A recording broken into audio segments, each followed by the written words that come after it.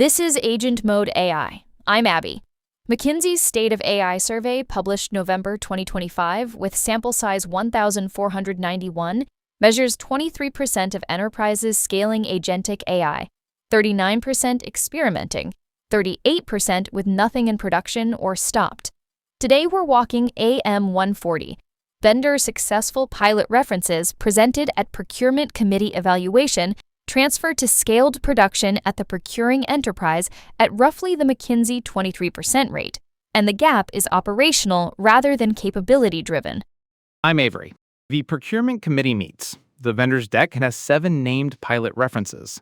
Where does the gap come from?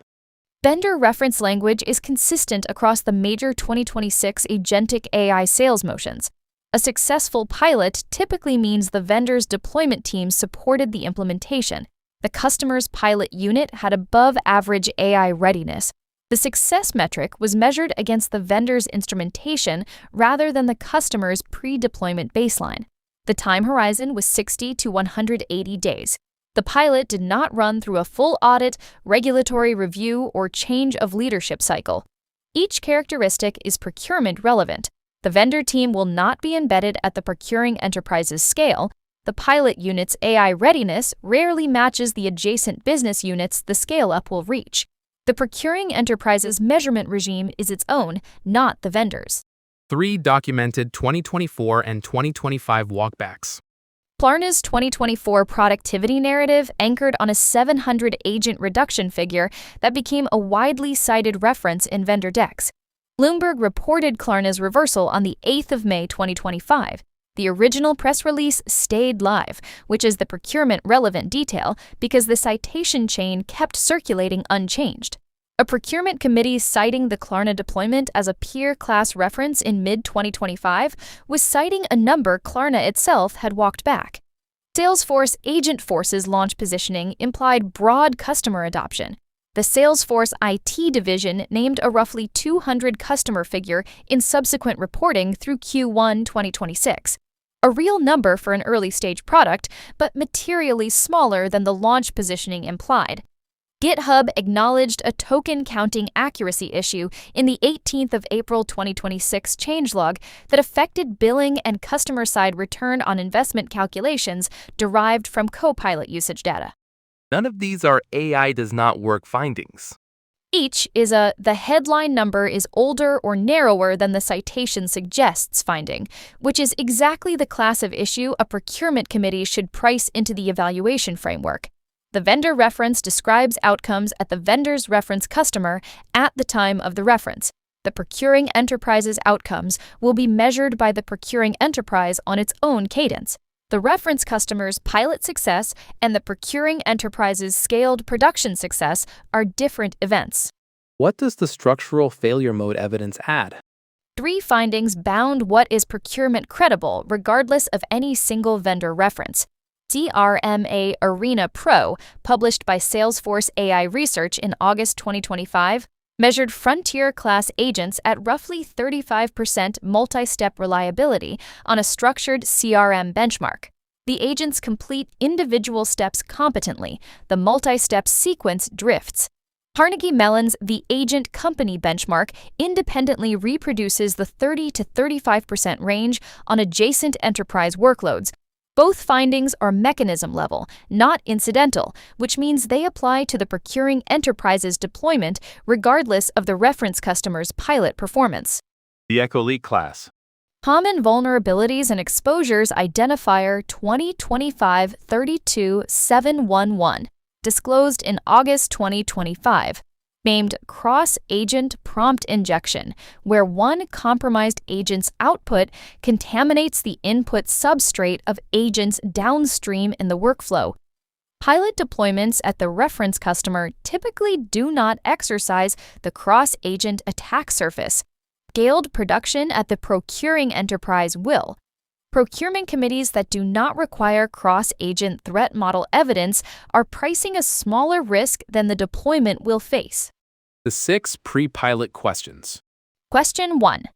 What is the procuring enterprise's pre-deployment baseline on the workflow the agent will own, measured by the procuring enterprise's own instrumentation, over 4 to 6 weeks before the agent goes live.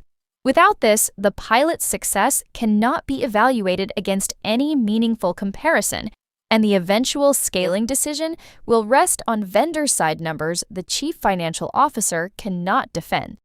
Question 2. What is the named owner of the agent's outcome at the procuring enterprise, with reporting line and accountability scope? Vendor references typically have a champion at the reference customer. The procurement committee needs the equivalent named at its own organization on the org chart before the pilot starts. Question 3. What is the agent registry the deployment will be added to, and what is the registry entries content? Pilots without registry entries cannot be scaled because the governance, security, and compliance teams cannot evaluate the scale-up against an inventory that does not exist. The first scaled deployment review will surface the absence. Better to surface it pre-pilot. Question 4. What is the threat model for cross-agent delegation at the scale the procuring enterprise plans to operate, including the Echo Leak class scenario? A pilot threat model that covers the pilot unit attack surface is a different document from a scaled production threat model. The procurement committee can require both. Question 5. What are the contractual exit conditions, and have the data portability and runtime portability claims been tested rather than asserted?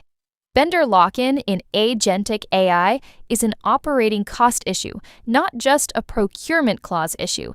Tested portability is the difference between a 90-day exit and a multi-year migration that exhausts the IT budget.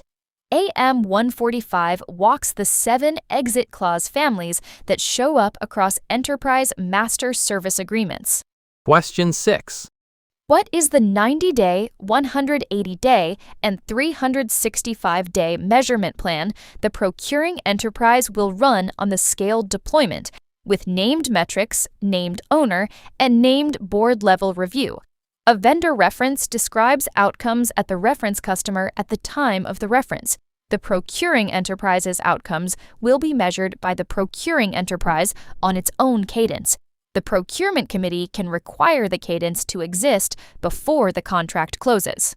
The gauze diagnostic. D6 are operational preconditions, not contractual frills. The gauze diagnostic operationalizes questions 1, 2, 3, 4, and 6 as a 30 to 45-minute working group exercise the procurement committee can run with the vendor's deployment team in the room. Question 5 sits with legal rather than the diagnostic. Pilots scoring above 55 on gauze before the procurement decision are materially more likely to enter the 23% scaling cohort.